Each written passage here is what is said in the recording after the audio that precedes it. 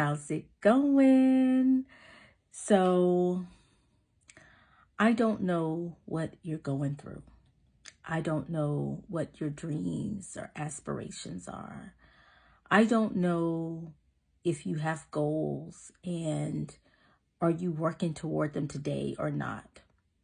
But what I am going to tell you is that if you're not actively progressing toward whatever it is you want, that you should get out of the corner.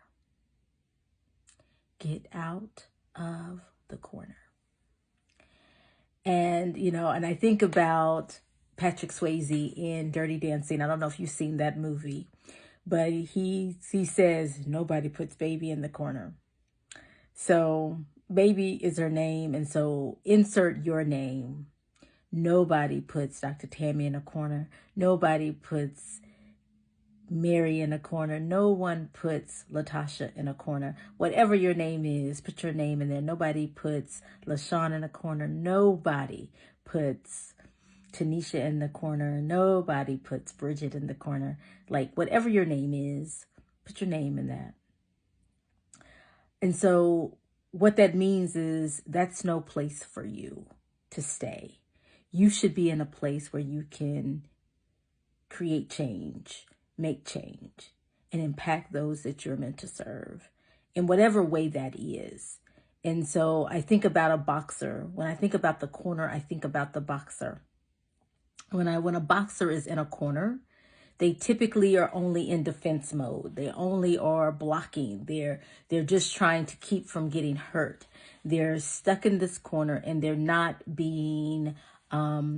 actively pursuing their opponent necessarily. They're more focused on defense and figuring out, how do I get out here? How do I get out of here? How do I get out of here? They can't punch. They're just blocking.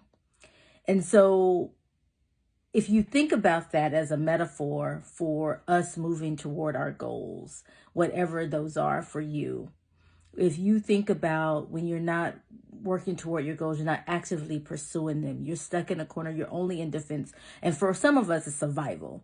It's how are we going to eat? How are we going to pay a bill? How are we going to keep the lights on? How are we going to make sure that there's running water in our home? How are we going to do these things? How are we going to make sure our kids have what they need in order to participate in football and band and theater and whatever?